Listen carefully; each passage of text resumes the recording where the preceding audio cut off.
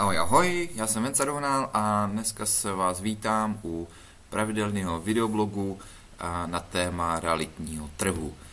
Co si povíme? Tentokrát bude plný grafů a tabulek, takže se máte na co těšit a podíváme se na vývoj trhu samozřejmě, srovnáme si trošku ceny novostaveb a panelových domů, podíváme se, jak si stojíme na celoevropském trhu a samozřejmě hypoteční trh. Takže pojďme na to.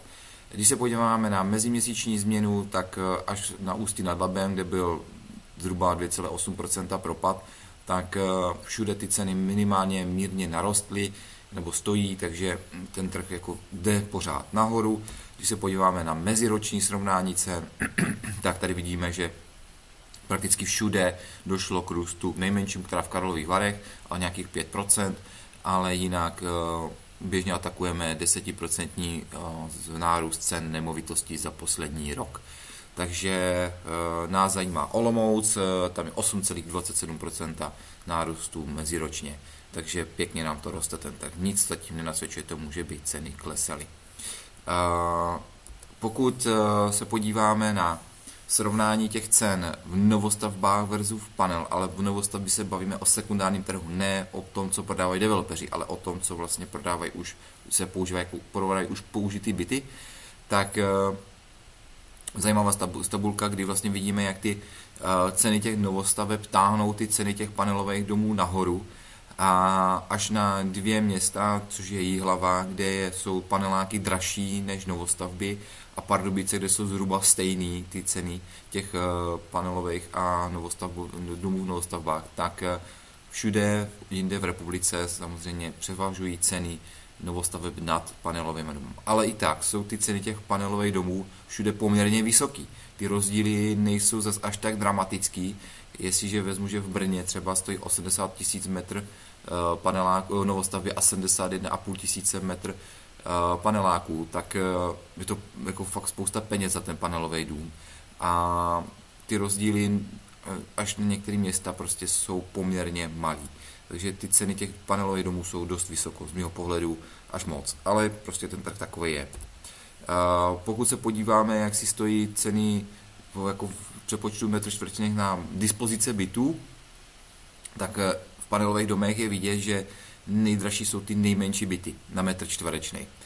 A taková ta dobrá dispozice 2KK 2+1, kdy je to použitelný byt pro investora, tak ta se v průměru pohybuje v České republice kolem 47 000, to samé 3KK v paneláku.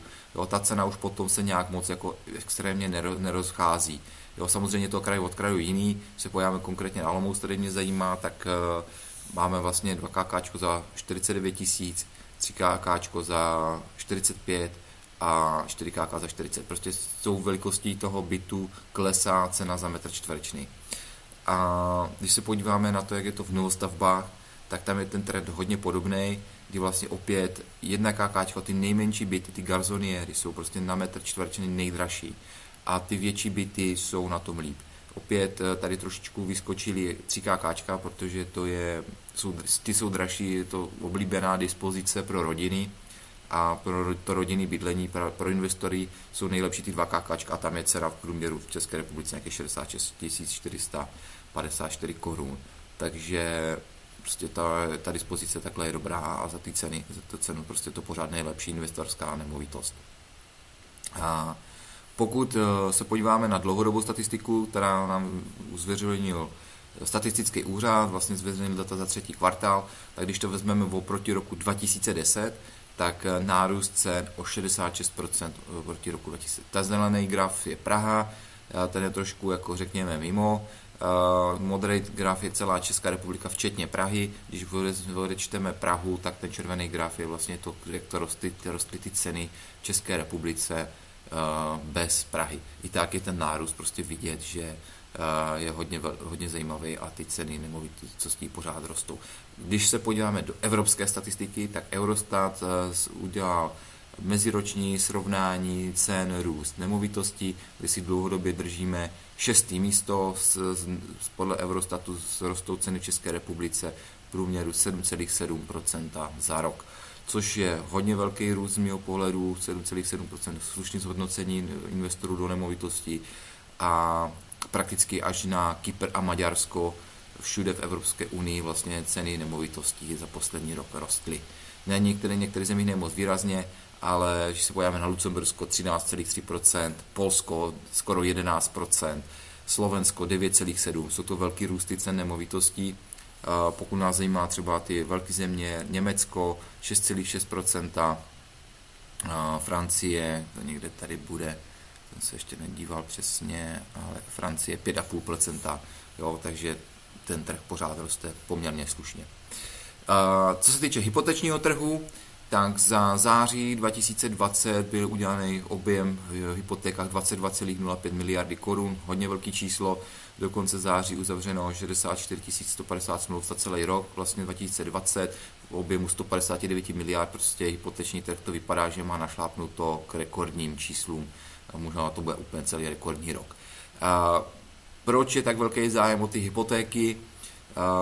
Z pohledu investorů se možná jeví to, že nemovitost je bezpečná investice a i když ceny můžou třeba někdy v budoucnu klesnout, tak se tomu v dlouhodobém hlediska možná pořád většinou vyplácí. O tom si něco povíme v příštím videoblogu. A změna trendu rokových sazeb proti roku 2019, vlastně v roce 2019 úroky na hypotékách rostly, přišla covidová vlna, od té doby na to klesá, dneska jsme někde na úrovni 2%, takže hypotéky jsou dostupné, banky je chtějí dávat, když jsou ty lidi trochu bonitní a já to sleduju, že mám pořád větší poptávku po nemovitostech než nabídku a prostě ty lidi mají strach, že ty ceny těch nemovitostí za rok nebo za půl roku budou už zase výš a že budou ty nemovitosti dražší a dražší a že ne to ty lidi prostě ty nemovitosti kupovat. Ten trend já prostě tady jako sleduju, to tady tak opravdu je. No a co si povíme příště, máme připravenou nějaký modelový situace investování do nemovitostí, vzhledem tomu, jak by se mohl třeba vyvíjet trh, uděláme si 4-5 modelových příkladů, jak by se to mohlo vyvíjet, zase to vyplatí, nevyplatí ta investice do té nemovitosti, jak bude třeba nemovitosti klesat, stoupat a tak dále. A taky jsem během listopadu zažádal finanční úřad v Olomouci o vrácení daně z nabytí nemovité věci na nemovitost, kterou jsem koupil a tu daň jsem z toho zaplatil a mám to natočený, takže jakmile mi ty peníze dojdou, tak to spočítám, už se stříhám z toho nějaký video a dám vám to tam taky. Takže to je pro dnešek vše, děkuju za pozornost, dejte si zvoneček, ať vám neuteče příští videoblog a těším se na vás. Vence Dohnal, ahoj.